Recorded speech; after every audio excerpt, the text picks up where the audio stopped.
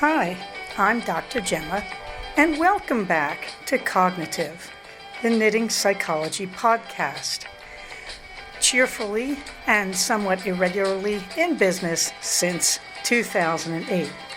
Segments today may include what's on my hooks, needles, and spindles, a strategy, something I really like, put a lid on it, oh shoot, and blather.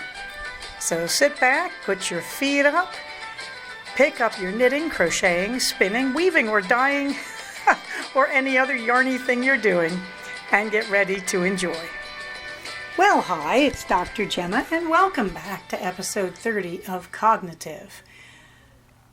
Well, let's see. First of all the show notes are at cognitivepodcast.blogspot.com or on our group on Ravelry. You can add yourself to our listeners map. You can comment on these episodes.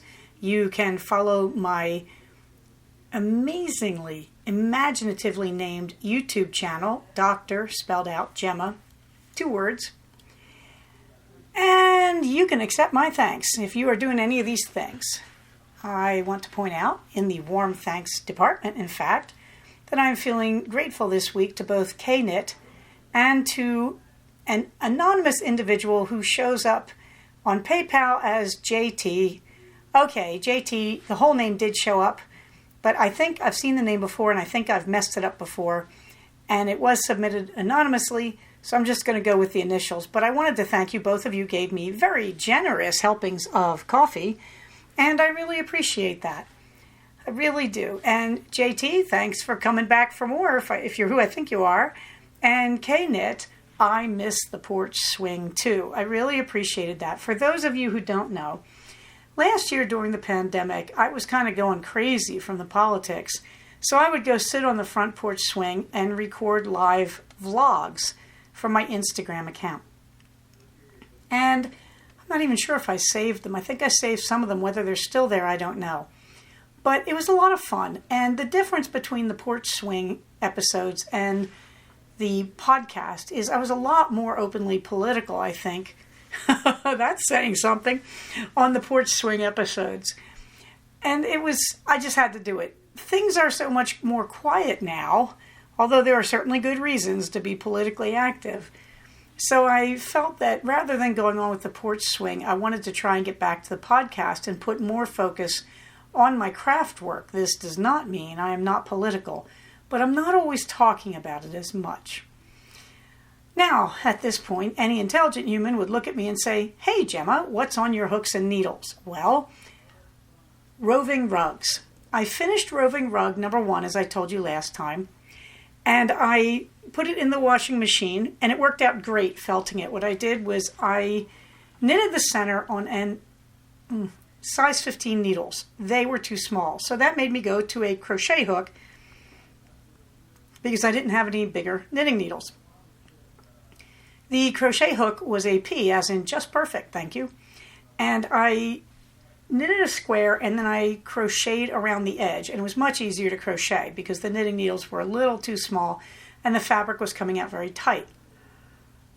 So then I felted it, and that was just put it in the washing machine on hot with spin and agitation and a little bit of soap. And then I took it out and I put it in a pillowcase. And I closed the pillowcase with one of my hair bands. And I threw that in the dryer. And I put it on bake as hot as I could go for as long as I could take it, probably over an hour. It came out perfect. It's still loosely felted, but that's okay. It's a rug for my bathroom. In fact, right now, there's a picture of it in its natural environment, sitting in front of our beautiful big soaking tub.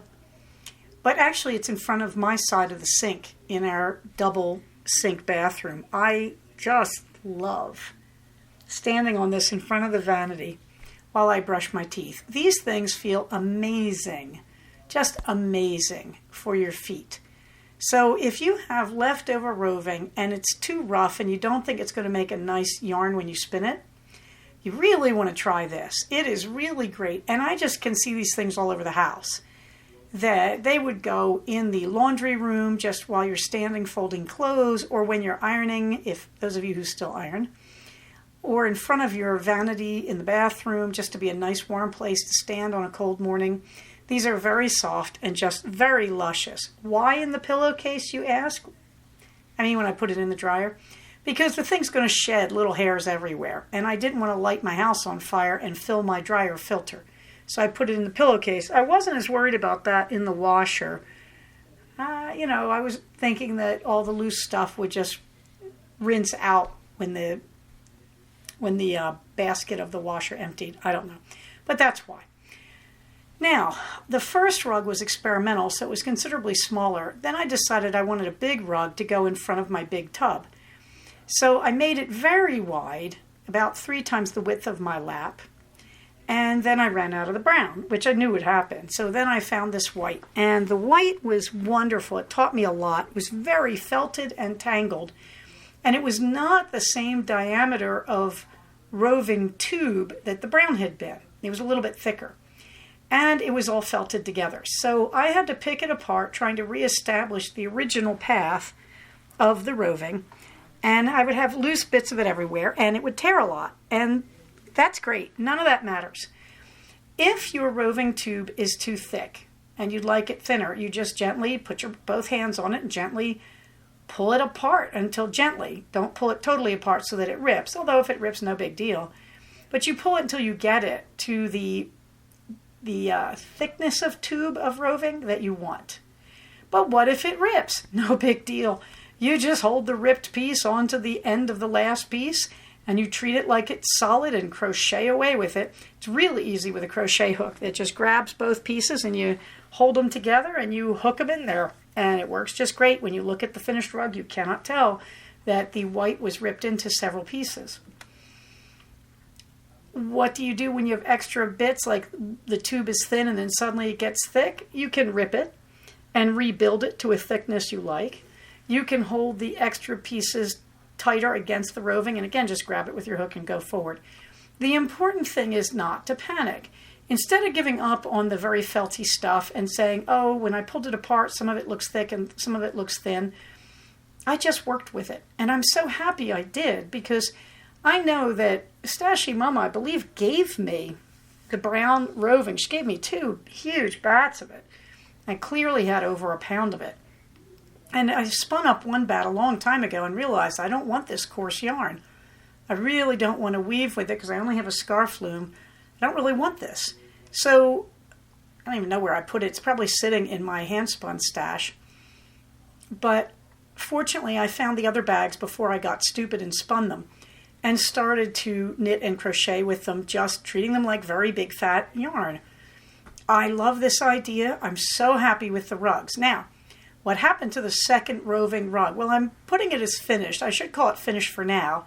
It's not really wide enough. It's a brown stripe and a white stripe. And so I thought, no, I want it wider than this. And so you know what I did, right? I went to Desert Churros Rovings on Etsy. These are people in my hometown of Acton, and they have their own flock of Navajo sheep, churros. And Navajo do this with churro roving all the time. To be honest, they use it for pillows, they use it for rugs. They weave it on their beautiful upright looms. I'm not doing any of it in the typical Navajo way, as far as I know. I'm just using a crochet hook. But at any rate, I ordered another bat from Desert Churros, another pound, from a ram named Cimarron. Interesting thing, the Desert Churros rovings come out in silvers.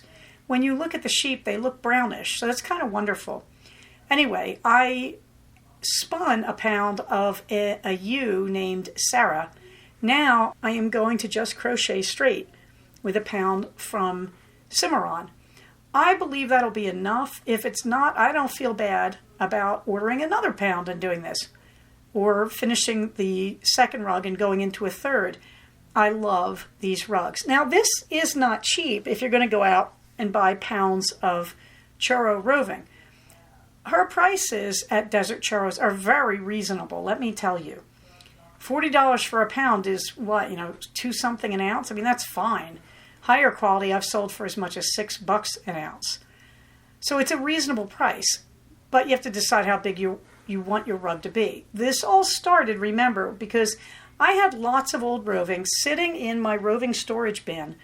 And at this point, whether I paid for it or I didn't, it was roving that was too coarse for me to use. So as it sits there unused, it's worth dead flat nothing. Now it's being turned into beautiful rugs. Am I paying too much for these rugs? Well, I've seen these on sale from various fleece producers who make them themselves, and they sell them for $300. So do I think I'm paying too much? No. So far, this rug has been free, and I've added $40 to it, but this is a huge rug. How huge? I'm not sure what the width is. Probably a good 4 feet at least. And the depth, I'm not sure. The depth, I'm thinking I'm going for 18 or 20 inches. It is a big, big, big bathroom rug to go in front of a big soaking tub. But it is not just your off-the-shelf from Bed Bath & Beyond rug. It is solid wool. It is very deep. And as it is used, it will felt even more. It will become better and better with use. So if you have roving that is sitting in your stash and you don't love it and you're not going to use it for anything because you think it's too coarse, I really recommend you do what I'm doing. You experiment with making these rugs. You can make them all different sizes. If you crochet in a square, you can see how far a pound will take you. You can experiment like I did. It is rather challenging to pull these out, but I did do it. I did manage to pull out a row when I put in stuff I didn't like to the second rug. If you're careful and gentle, you can pull out your stitches. You must be careful and gentle. Again, what's it going to do? Rip. How big of a problem is that? It isn't. You just hold it together and get your hook out and go. But I love this project. And that's good because otherwise I'm not doing much else. On the really pretty socks, I did pass the waist stitches for the heel, for my afterthought heel. And I'm now about an inch into the instep of the first sock. I love these things. And these are in Destination Yarns Passport Sock Yarn. And I'm having a blast with them. The other things, my other projects I haven't touched. I am a bit behind on the temperature blanket. I just realized somehow I have managed to get like 8 days, 9 days behind. I'm sort of surprised because I'm usually very anal retentive. But that is because of Dizzy Blondes, which I really should rename Spinning Jenny. But anyway. Okay, so Twin Faces vest, I finally put it into an envelope. I think I told you in the last episode, and I mailed it. So we're waiting for her to get that so she can try it on. I have the yarn to make her sweater. So the vest is probably a birthday present for September, and I think the regular sweater is going to be a Christmas present. And so the challenge will be getting the arm length after the vest is fitted. I do believe I've hit it right with the vest. I'm waiting to see her try it on. Now what I need from her, because I used her bra size to calculate the vest and took it down a needle size. This is what worked with my latest vest that came out so beautifully, the Pines vest. And I'm looking at it and thinking, yeah, that looks pretty good to me. So I'm waiting to see her try it on to confirm, but I am very, very excited about it because now it's just about the length. Now it's about, she tries it on. It's only the bottom part in the round. I may be at the part where we get to separate for the front and the back, or I may not. But at any rate, I need her to try it on. And from that, I'm going to get the length. And we're going to go for a good sweater length on her, even though it's only a vest. And from there, I should have her body shape, the diameter through her body, the needle size and the gauge I want to use, and the length. So all that will be left when I make her a brick sweater is the arm length.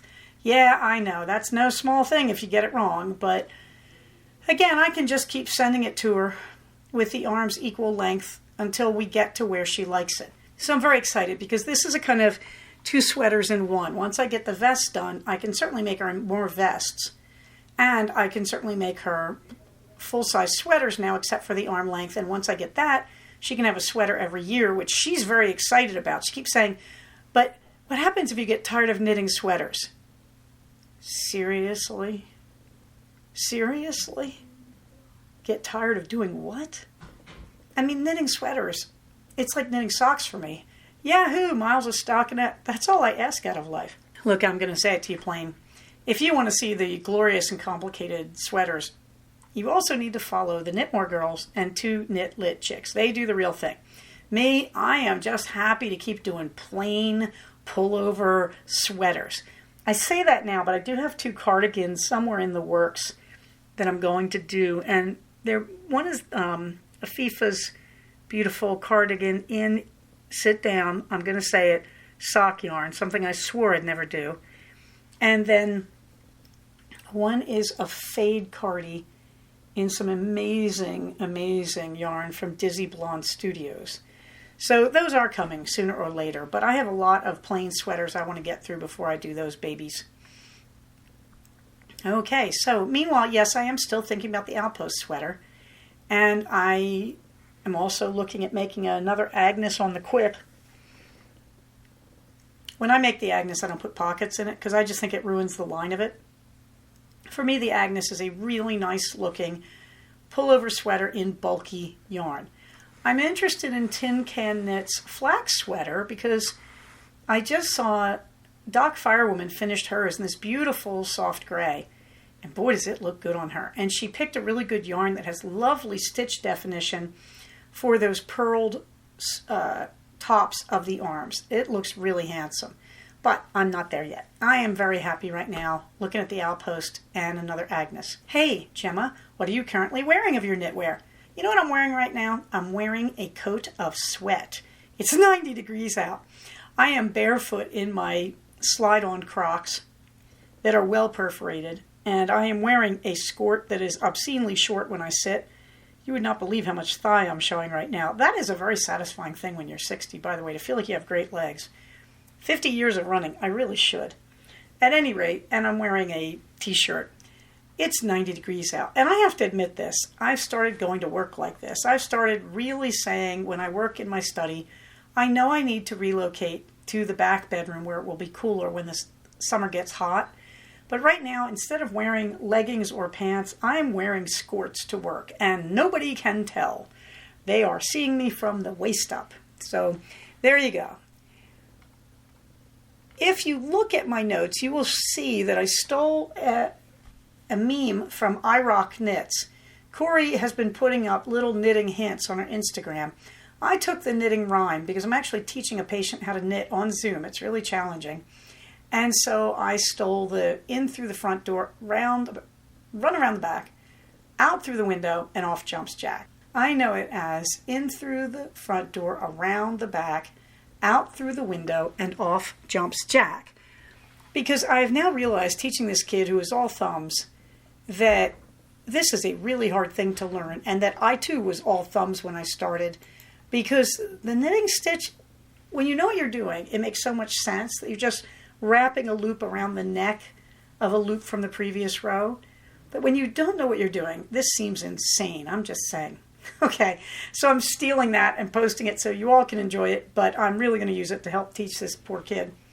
Dizzy Blondes, well, you can go see what I've been working on. I've just had a blast. I've been working with a lot of gradients.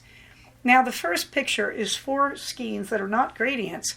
I found this insanely beautiful blue. Just beautiful mix of blues, and I want to say it's Be Mice Elf. Now, I have to tell you, she's not dying anymore. You're going to hear a lot of her because I have a lot of her stash. Was it Be Myself or was it Lisa Souza? That's a good question. At any rate, I shall have to check that. It's just these beautiful, beautiful variegated blues. And by the way, Lisa Souza's link is in my show notes, and you will never go wrong with her fiber, let me tell you.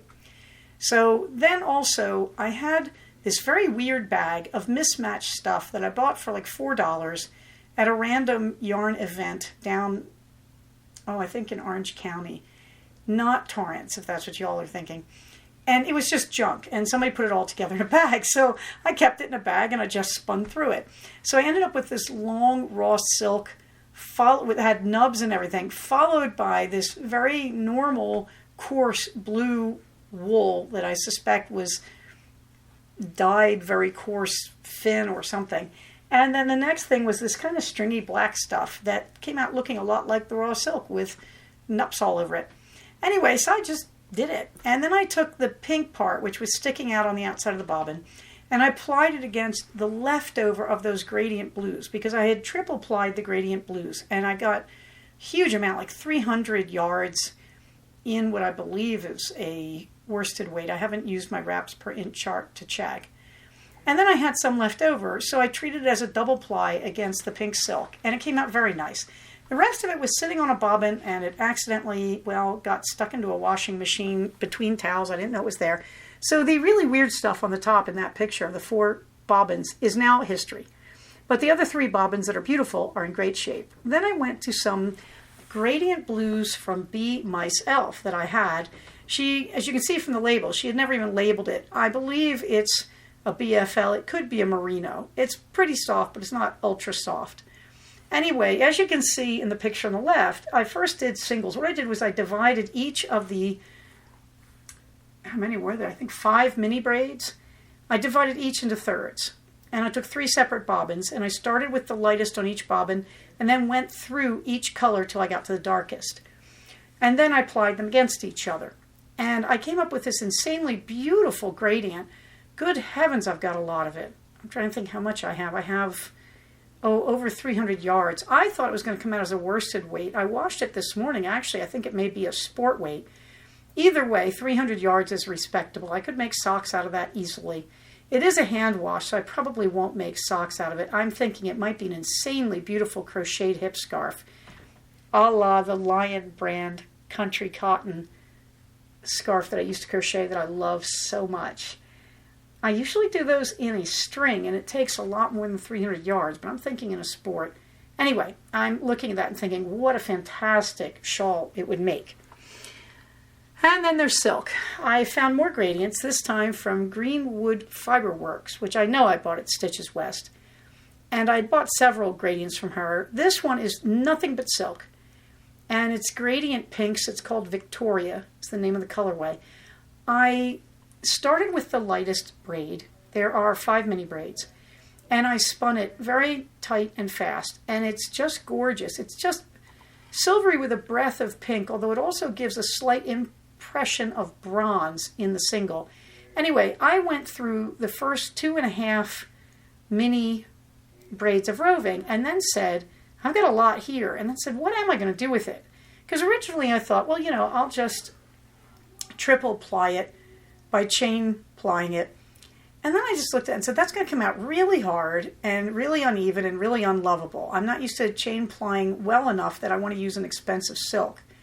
Then I looked at it and said, if I had any brains at all, I would spin this, I would ply this against something really luxuriant.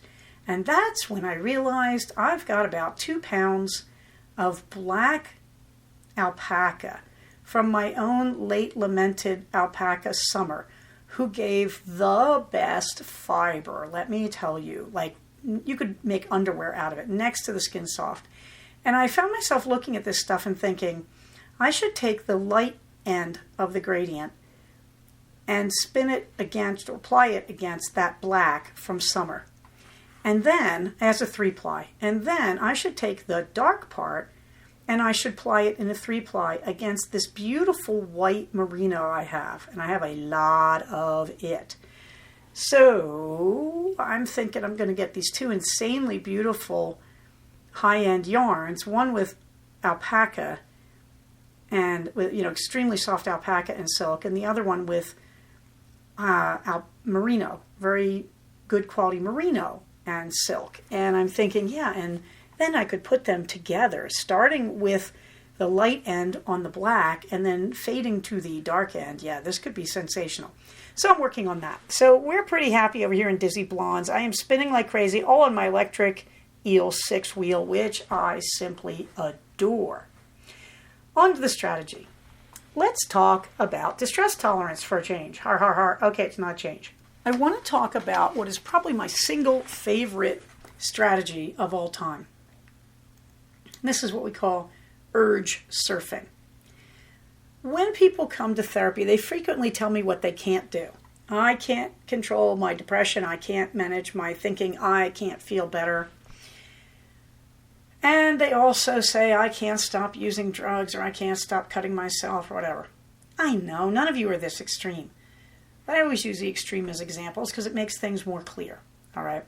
We know in DBT, and we know also in substance abuse and in addiction therapies, which applies to everything I just said, all the examples I just gave, we know that these are urges, the urge to hurt yourself, to smoke, to drink, the feeling that you need to be depressed, the feeling that you need to be anxious. These are all things that come and go. The reason they become pathological is the victim feels they will never stop. So depressed people will say all the time, I can't feel better. And then they'll feel better. And then they'll go back downhill and they'll say, I didn't feel better. I was making that up. Or they plainly did. Okay? And what's going on there? Depression is the hardest that way because depressed people do that all the time. When you're depressed, you forget that you can be happy. You really do forget it. They're not lying. They just have forgotten the feeling. So whenever you have a painful mood or a painful urge, there's a sense you're never going to outlast it. And that's where it becomes pathology. Everybody gets depressed. Everybody gets low mood. Everybody gets anxious. Everybody wants to eat chocolate till they explode. Okay, maybe not everybody. I want to eat chocolate till I explode, but keto. Actually, there are ways to do it, believe it or not, in keto. And I know, I've explored them. Nonetheless, everybody gets these urges that feel uncontainable. And healthy people manage them. They just say, okay, I'm just going to wait this out. That I am not going to eat all the chocolate. It's the middle of the night. I'm going to get acid reflux if I do that. Can you hear me thinking? Does this example sound like anyone you know? Me. Okay. And healthy people just ride it out. And that's where the phrase urge surfing comes from, that you need to ride it out. You need to ride the wave of your urge or your bad feeling. You need to commit to the belief that all moods change, all urges pass. They really do. This is how we get successful treatment of substance and alcohol abuse, is you have to help the person wait it out until the urge passes. So in Alcoholics Anonymous, for example, you have a sponsor, and when you have the urge, you call the sponsor, and the sponsor stays with you and talks you through it. That is the early example of what we call urge surfing in dialectical behavioral therapy, and I'm sure Dr. Linehan learned it from the AA people, bless them. Okay, so urge surfing is to understand that your urges have highs and lows, that your moods have highs and lows, and you can ride it out. To ride it out, you just accept it without judgment, but also without action. An urge is not a command. A bad mood is not an eternity. They are limited states, and you do not act on them. Instead, you simply watch that they're happening. And you just try to calmly breathe along and say, this is what's going on right now. And you do whatever you can to wait out the urge. Now, somebody, I think I mentioned a few weeks ago, somebody posted that wonderful cartoon that a therapist did of a person watching leaves floating by. And I think I put it in one of my show notes. And the idea there, that's radical acceptance and mindfulness all in one cartoon. What it is your ideas, your urges, your moods, they're like leaves, that you can look at leaves floating on a stream. No matter what you do, the leaves are floating by you. They will pass on.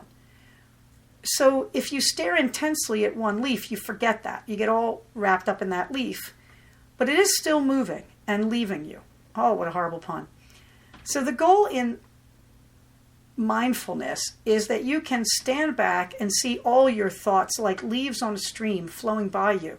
Your thoughts, your emotions, your urges, your desires. And instead of staring at any one, you stand back and you notice all of them and you don't interfere. You let them float by because eventually they float downstream and away from you. That's a version of urge surfing. Urge surfing is just simply the most basic of radical acceptance practices. That I accept that I'm having these painful feelings, whether it's an urge to get drunk or whether it's an urge to cut myself or whether it's an urge to believe I can never be happy and my life is terrible. Either way, you let this float by you without judgment. You don't say, I'm weak, I'm crazy, I'm stupid. You simply say, I am a person having this thought or urge or feeling, and I can tolerate it and I can just let it go by. That is urge surfing. You really should practice it. You probably do and don't realize it. remember that you want to practice your goals and skills every day. And so if you're going to practice urge surfing, think of a low-level urge. Like suppose you say, I don't want to put sugar in my coffee today. So you have this urge to put sugar in your coffee. Well, this is pretty low level. Take a deep breath, drink your coffee, think about how good it tastes, how much better you're going to be if you don't put the sugar in it. Buy some Swerve. Okay, forget that last one. I'm just joking. Well, you could later, but right now it's you and the coffee. And you get through the cup of coffee and you say, I feel better. I had my caffeine hit, feel much better, but I didn't eat the sugar and that's good for me. And so you can go about your day now comforting yourself and encouraging yourself and praising yourself that you surfed that urge. You didn't put the sugar in the coffee. So you want to work to practice this with a low-level urge like that, okay? Also, please remember, as Lane Pedersen says, even world-class surfers stay out of the ocean when a tsunami is about to hit. In other words, if you have an urge that is too big, what you do there is what we call something totally different. We call it damage reduction. Walk away. Get off the beach. If you need sugar badly and you're having coffee and you're going to load it up with sugar and you really need sugar and you know you can't manage it, for heaven's sake, walk away. Go get a glass of water. Just get out of range of this. Walk away from the sugar bowl. Go to a different room where there's no sugar. Okay, avoid the big problems. If you can't handle your urge to drink alcohol, lock the liquor cabinet or give the bottle of tequila to your neighbor or something. Okay, so in other words, there are urges that you don't want to take on until you're more practiced. All right, shoot. Well, the 30 minutes per day. I wish I could say I was doing more of it. I'm not. I'm trying to clean around the house, and I'm debating buying a bicycle desk for the back bedroom. So stay tuned for that one. In the meantime, I just skipped to put a lid on it. I'll go back to it. But let's talk about gear from the bottom up. I've gotten through most of the clothes. What I haven't talked about is how you carry the things you need to carry. When you're exercising, what do you need to carry? Typically, your car keys. If you're going to follow my advice, you're also going to carry ID. Because if anything goes south, you want people to know how to help you. So your ID should have your name, your address. It should probably have some mention of the fact you have health insurance. It should have the emergency number of someone you love and trust. Now, I never carry this stuff, right? And I never did. I was in, this isn't too long ago, about 4 years ago, I was in a 10K and somebody just passed out right on the course. Now, official races are required to have medical preparation in some form, but I watched all these people run up to the passed out person, and I recognized there was nothing I could do. They didn't need a psychologist, and they had people who knew basic first aid, so I wasn't needed. So I went back and did my race. But I was really struck by the fact they were saying, who do we call? And they were trying to rouse the person and ask who they could call. So you really would like this to be passive. Someone can see it on a Road ID wristband. I'll put the link in the show notes. I ran with a Road ID for years, and I can't find my current Road ID, so I have to order another one because I definitely believe in this. Okay, but you want to have something on you. And I mean, if you swim, you want it in a waterproof pouch with your belongings. If you want to carry it on your body in a waterproof pouch, that's great. Unless you're in a swim meet or competition. But if you're swimming for pleasure, you want to make sure people know how to help you, even swimming. Hikers, backpackers, this means you. People should be able to know who to call to get help for you. And they should have basic information. I had on my Road ID my blood type. I have been told EMTs don't care, that they will type your blood on the scene. But also, when in doubt, you get type O blood because it's universal. Okay. Having your blood type on you is a means of saying, do not put a blood type in me I'm allergic to. Okay, so I am a type A, for example. So I can take type O. I cannot take type B or type AB. I can take O and A, and that's all. Okay, so, what you're doing if you tell somebody your blood type is you're saying, please don't use the following blood types. You're not saying, please do use, all right? If that makes any sense. But you should have coherent ID. If nothing else, a card that says your name, your emergency contacts, phone number, and on mine it says Blue Shield Insurance because I want anybody to know I have health insurance. Yes, take care of me. I don't want any doubts to happen. Okay, so how do you carry this stuff? Well, there's a few interesting ways. Oh, and by the way, you're going to want your phone. And yes, I know on the iPhone there's a whole emergency thing you can do on your iPhone. Yes, you should have that filled out too. And oh yes, also you want to have your allergies and any meds, particularly if you need insulin, anything like that. On my road ID it says diabetes, no insulin, because I don't want an accidental injection of it. It would be real bad.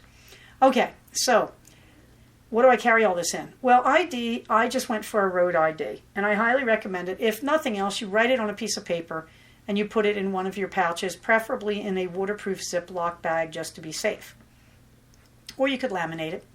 Okay, still, what do you carry it in on your body? Well, when I talked about water belts, most water belts have pockets just for things like this. At a minimum, your car keys and your ID, unless you took a bus to get to your race, whatever. This is true for bikers, this is true for hikers, this is true for runners, joggers, this is true for swimmers, that all this stuff should be accessible to you. All right. If you carry a Camelback water backpack, they have a pouch for this. Make sure it's waterproof just in case you get a leak, I'm just saying. There are also, for short distances, spandex belts. I love these things. I have one. I'm very fond of it. And these have zippered pockets. They fit at your waist and hips, and they ride there very comfortably. That's a good place to put your phone as well. And your ID, all of that will fit in. Again, it may look a little bulky where your phone is, but believe me, it's worth its weight in gold. When I do a short race, like a 5K race, I use one of the spandex belts. I don't carry water. If I do a race longer than 5K, or if I'm running by myself, I always have a water belt that I described last time. Okay, so the spandex belt, that's for a short distance where you know water is going to be available. The road ID, I'll put a link. These belts, you can just Google running belt. You can Google water belt. Last week I tried to do links and said I don't really want to recommend any of these. They're not brands I'm using. My brand is very, very old. I mean, we're talking 20 years old, and it's still functional, my water belt, so it's not made anymore. Put it that way. It's kind of clunky compared to the modern day ones, but it holds big bottles of water, which is what I love. But you can Google running belt, you can Google water belt, hiking belt, all of these things. You'll get plenty of choices, believe me. Now put a lid on it. Well, we're rolling into the summer, which means I need to do the summer goodness. So I made my first batch of sun tea. What is sun tea? It is a big container of water sitting on your windowsill with tea bags and as much sweetener in it as you want. I use about 1 tea bag for every 2 cups of water, and I use about half a teaspoon of Swerve for every cup of water. Now, in the good old days, we were all granola, and we put it out in the sun to let the sun heat, help our tea to steep. Yeah, right, I just put it in the fridge. I don't even put it out in the sun. I go right to what I want. I want it to be cold, and it'll steep just fine in the dark fridge. I'm not making that up. I have a few pitchers I prefer for this, non-leaching plastic, but I try to use glass, but they get slippery, so I worry about that. At any rate, I made the sun tea. Tonight also, I made the keto rolls from the Fox Hill Farm mix. And that has to sit overnight to rise and for the carb to get eaten by the yeast. So that's sitting overnight. That's a really easy thing. What you do with that, you just throw the ingredients in a bowl together. It's so easy. It's cool water with some form of oil. I use olive oil. I think they recommend avocado. Any oil you want. And then a little bit of cider vinegar, or any vinegar, but I've been using cider vinegar. And then after you've mixed that all together really well till it's nice and moist, then you pour some boiling water on it. You add like 3/4 of a cup. And you mix it again. And then you leave it overnight. They say now plastic wrap over it. I just put a dish towel over it and let it sit by the stove in a warm corner. So that's really easy. You can do that when it's cool out. You don't have to do it in the heat of the day. And then the great news, tomorrow morning, I will pull out a pizza tin, a big round pizza pie tin, and I will spray it with spray-on olive oil, or rub it, whatever, with olive oil or butter. And then I will divide the risen dough into 6 big blobs, and I will put them on the pizza tin, and I will put them in the oven. And I do this before breakfast because it's going to heat things up, and since the house is going to be hot in the 90s tomorrow, no. I'm going to do that before breakfast. And they take a while. They take a good 50, 55 minutes, I think. Well, it may take longer for me because I'm baking at high altitudes, so your time may vary. I can't remember what they say on the package, and frankly, I don't care. But that's what I do. And so you want to do that in the evening and then in the morning to bake. Or, make up the dough in the morning and bake it in the evening, but you want to get it when your house is more cool, okay?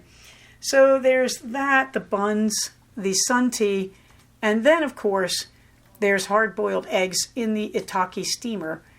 Hard-boiled eggs are this really ubiquitous thing that whenever you need a snack, you just have them around. If you're keto, they're a real godsend, and you just salt them and enjoy them.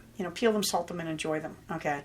So when in doubt, my hot weather standbys are the keto rolls, hard-boiled eggs, and sun tea. And I will often be found in the kitchen late at night throwing one or all of these together because they're easy to reach for snacks. The buns, by the way, get sliced ripe tomato with keto mayo on them and salt. And that's, my favorite sandwich on a keto bun. So there is my put a lid on it. On to the fluffy books. I finished Another Time, Another Place by Jodi Taylor. This is the latest of the Chronicles of St. Mary's. No. I was really disappointed. This felt like a cobbled together bunch of other plots from her other novels. I really felt that all she was trying to do was move it to a place where she could reach one of the major characters making a surprise comment at the end, which segues into another one of her series. On the way to it, she does do something she does very well, which is she has her characters visit Babylon in its heyday. And it is magnificently described, and it is really fun to read. That is always the height of a St. Mary's novel, reading Jodi Taylor does a historical moment. There's also the strange death of Amy Robsart in the reign of Queen Elizabeth I of England. That is not given as much love and attention as I'd like it to get, but it is interesting. You can sort of tell what they're going to have to conclude. Think about it, if you know anything about Amy Robsart's death. However, the Babylon section is amazing. Unfortunately, for some reason, Jodi Taylor, the plot is very visible. You can really see what's going on, even though the protagonist does not. It's also disturbing because for some reason at the end of the book, Taylor lets her protagonist get really sadistically hurt. And there's no reason for it. In fact, one of the major characters sort of stands by and lets it happen. I found this disappointing. I found it untrue to the characters.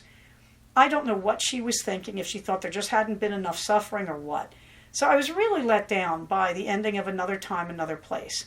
And I was really let down by the weaknesses in the plot. This is not your typical Chronicle of St. Mary's. The interesting thing is its immediate predecessor was very powerful and one of the best written books in the series. So I think she was just trying to do a connecting kind of story between 2 points on her overall timeline. This one bombed a bit. She has started a series on the Time Police. I just pre-ordered the third in the series. The first one is great. The second one is pretty good. And I'll go into them some other time. I also am enjoying the Lady Sherlock series. I finished the first in it and really enjoyed them. I'm on the second one, A Conspiracy in Belgravia. I'm almost done that. And yes, for some reason, the third and the fourth are free in my Audible subscription. I do not have any kind of membership except for a monthly 1 credit a month. For some reason, Audible is giving me number 3 and number 4. This made me read number 1 and number 2, and I'm enjoying them. There is a missed opportunity with Moriarty, which I won't ruin for you, because you do spend a lot of A Conspiracy in Belgravia trying to figure out who Moriarty's going to be. And I thought she missed a great chance to make Moriarty very parallel to Lady Sherlock, that is, Charlotte Holmes. Still, it's a very interesting ending, and the location of Myron Finch, I should have seen it coming and did not. It came out of nowhere. I really, really liked it. Okay, so now on to something I really like. And you can see the picture. It is the wristband measuring tape. I like to buy these from Mimi's Needle Basket. I do believe Twice Shorn Sheep also carries them, but I go to Mimi's Needle Basket first for these. This is just a simple strip of leather with a pretty accurate measuring tape carved into it or stamped into it, and a very simple button closure. And I love this thing. I wear it, strangely I'm not wearing it now. I didn't put it on this morning, I don't know why. This is pretty accurate. I keep it on me when I'm knitting socks. It's wonderful to just whip it off and measure my sock. And I don't have any hesitation trusting it pretty much. Now, it does over time. It's leather. It will stretch and distort a little bit, but I wore 2 of them I got from Amy, that is Mimi's Needle Basket, for years. And they died, and I replaced them since. And I'm so happy to have them back. I bought 2 of them. I'm not sure where I put the second one. But the first one, I'm looking at this lovely picture. It's in a plain brown leather, and it's just great. But there's more. So you're going to the hardware store. You can tuck a measuring tape in your pocket, or you can just wear this thing. I can't tell you how many times in a pinch when I've needed a measurement, I suddenly went, hey, wait a minute, I'm wearing a measuring tape around my wrist. It's a really neat tool, and it's a really useful tool. It's not particularly expensive. I don't remember the price off the cuff, but let me tell you something. What a horrible pun. Let me tell you something. Just buy 2 or 3 of them and have them around. You're going to be so grateful to have these. These are just a neat little piece of equipment that you're going to use over and over in your knitting, in your spinning and weaving, but also in a tight pinch when you're trying to measure something on the go and you don't have quick access to a measuring tape. So this is the wristband measuring tape. Let's get on to the blather. Well, first of all, you're wondering how my wonderful Eleanor is doing. The answer is great. She wore the cone of shame for 2 weeks after she had a biopsy on her nose. The biopsy did show she has lupus, but frankly, it's just affecting her nose. And we're putting a steroid cream on the nose, and she's doing great. The only difficulty is using meds for this. Her immune system will be suppressed. However, Eleanor doesn't go around other dogs. So we're going to have her teeth cleaned, so we'll have her on oral steroid pills so that when she gets her teeth cleaned, we know that she'll be okay with them invading her body and doing whatever they have to do to her teeth. When she gets groomed, she's going to get groomed at that same time. And then we can pretty much take her off the oral steroids, which also will reduce swelling while her gums are healing after her teeth cleaning. But anyway, we're going to essentially then not worry about having her on oral steroids because it does create kind of other problems in dogs.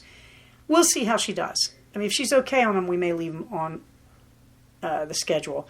But in the meantime, we're treating her nose, and she was great in the cone of shame. Only Eleanor, instead of collapsing and being miserable, she used it as a tool. She learned how to wedge it through the gate that blocks the bathroom so she can't go in there and eat cat poop from the litter box and steal the cat's food.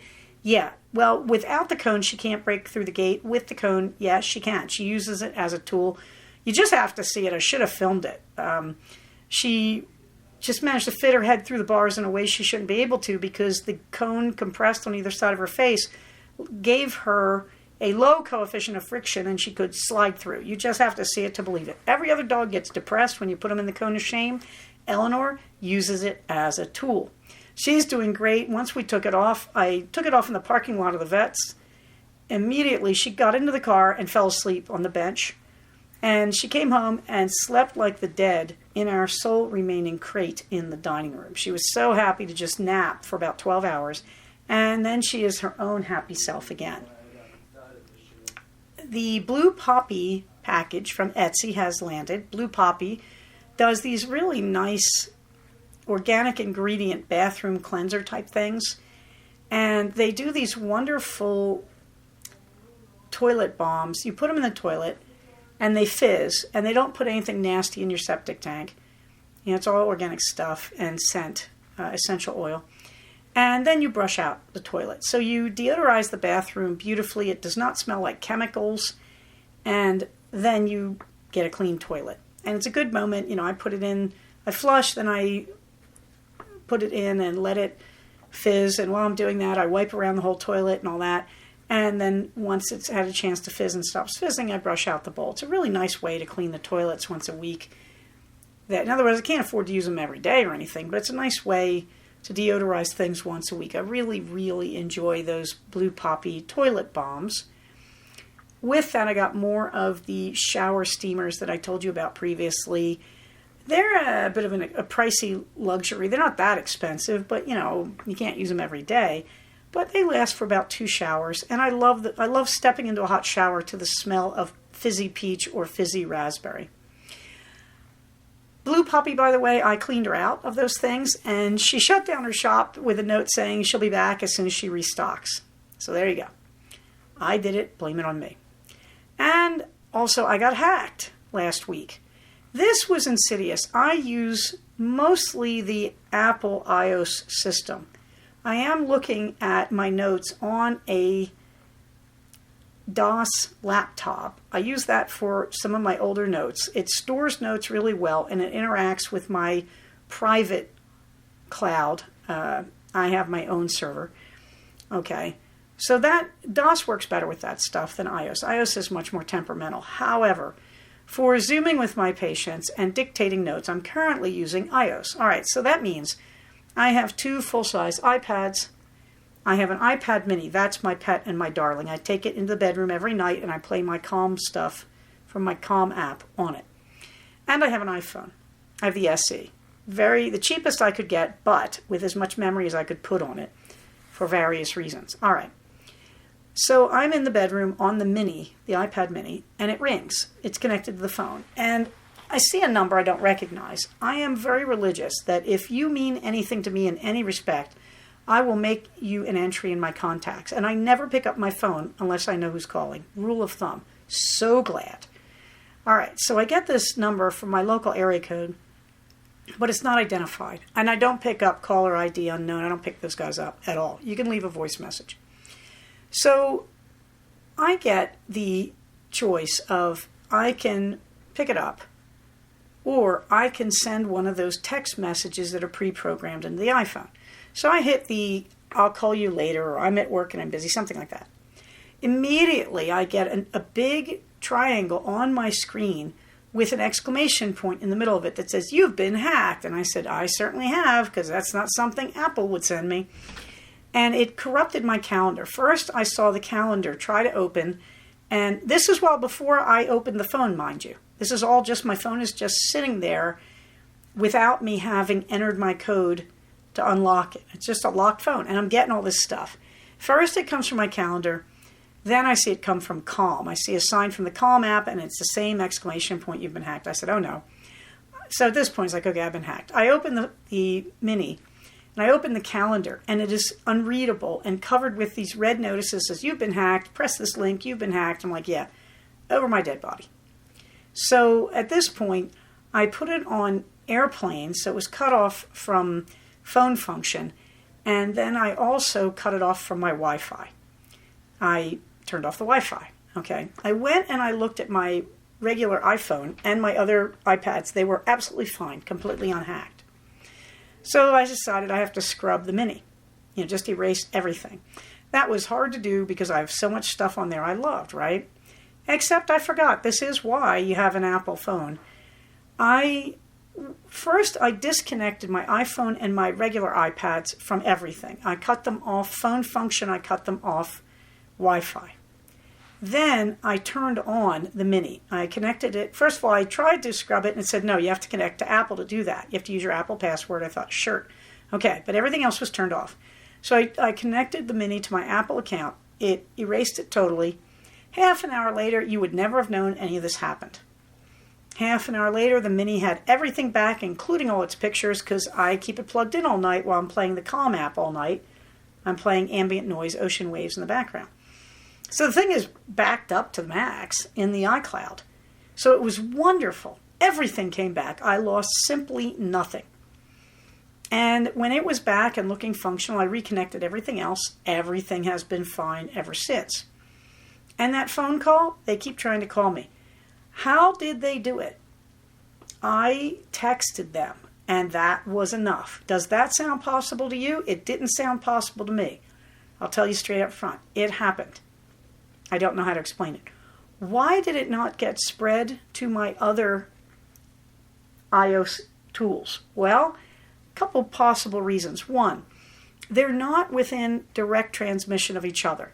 So anything that was on my Mini had to go through the cloud, the iCloud, the Apple cloud, to get to my iPads. That's one possibility. And as you can see, when I scrubbed it and it reloaded, the Apple account protected it. That everything came back just fine and no bugs, no nothing, got rid of all the malware. So that's probably the reason, is that these things are all connected with the Apple cloud between them. They're not directly feeding each other. So I think that is what protected everything. However, every one of my iOS tools was on my virtual private network except the Mini. So I wonder if I would have had this happen if the Mini had been hooked up to my virtual private network, which puts another wall between your computer and any bad people, just like the Apple iCloud does. I'm not sure about that one, but my VPN is Nord, and I'm very, very happy with it because I know it's another level of privacy when I'm seeing patients from home. So at any rate, the Mini got a scrub. It's in lovely shape, and it was survivable. And if any of you have something like this happen to you, I want you to hear the process that I used, which was immediately disconnect it from the Wi-Fi, and if it's hooked up to a phone line, to the phone. And then go and find your other iOS stuff and disconnect them before you go back and scrub the Mini. I want to make sure there was no pollution or contamination between the various iOS tools. And it worked out great. Finally, happy Memorial Day. I couldn't resist it. I put a picture of President Biden. He's standing in front of a wreath, looking respectful. There's a group of Marines standing behind him at attention. Why did I put this up? Because it's really nice to see a mature man as our president show appropriate respect to those who gave the ultimate sacrifice in war for this nation. Or not in war, actually. I don't want to be that biased. People die for other noble reasons that are not always war. It is wonderful to see President Biden acting like a mature adult in the highest office of our nation's government. It makes me feel so good. I'd also like to point out, since I have relatives who made the greatest sacrifice, they were dying to protect us from things like racism, white supremacy, and Nazism. Let's keep that in mind. If you're saying Happy Memorial Day, you need to remember that the generations that came before us would be ashamed of the events of January 6th, when the Republican Party voted down an investigation of those events. They betrayed every brave soul who generously offered their life in the service of their country. Men, women, even the dogs and horses, I feel, have been betrayed. They did not suffer and sacrifice so that our generation could be a bunch of buttheads raising Hitler's flag. Shame on us. Shame on us that we tolerated it this far. Shame on us. In the meantime, though, thank you, President Biden, for restoring a little bit of my faith in the presidency. Happy Memorial Day to everybody, and please don't forget the spirit of that sacrifice. Please don't embarrass our nation by forgetting those who have gone before us. And finally, Minerva gets the last word. You know, Minerva's been a handful. She just turned 3. And all 3 years she's been a handful. I got her when she was too young to adopt. She was too young to even be away from her mother, which means she's going to have socialization problems, and she does. She doesn't know how to cooperate and get along the way most cats learn from having their mom show them. She doesn't even know how to kill mice, although she has solved that problem. This week she demonstrated she solved a lot of the socialization problem. This week, the first person who greeted me on Memorial Day, as well as on Mother's Day, was Minerva. She ran into the room, jumped on the bed. I was lying flat on my back. She crawled up my chest, put her arms around my neck, I am not kidding you, and rubbed her head into my chin and purred her brains out. This is a real big reward after 3 years of teaching Minerva that she is safe and no one's going to hurt her. I did not really adequately understand, even after years of having cats. I've had cats for 30 years. I never adequately recognized how terrifying things were for this little tiny kitten who got taken away from her mom too young. And so I've had to learn things like when she bites, don't panic and don't fight back. Hold her and talk to her. Now she'll make a bite gesture, but usually her teeth touch me gently. She's signaling what she wants me to know. She's not usually making a crazy attack. I can't remember the last crazy attack, which makes me happy. In the meantime, I've learned things like when I pick her up, she doesn't have the trust my other cats had, so I have to pick her up very slowly and carefully, showing her that she's not going fast, she's not flying through the air, and she's not going to hit anything. And in return, she now allows me to pick her up, but that's how I do it, slowly and carefully. And I've got a very loving kitten cat. So there's a picture over there. She was just hugging me. I picked up the phone to take a picture. She hates having her picture taken, so she's looking up at the phone with a rather flabbergasted expression. But Minerva gets the last word, and the last word is, after 3 years of a lot of work, we have a wonderful relationship. She wants to lie against me in bed. She has her special meows to tell me when she's hungry, and she actually hugs me in the morning and purrs. It's a pretty good reward for rescuing this crazy little shelter kitten who got taken away too young from her mom. So there you go. And meanwhile, I think that's about it. So everybody, I hope your Memorial Day was good. Everybody, we are still in a pandemic. Remember that there are people who cannot be vaccinated yet, kids under the age of 12.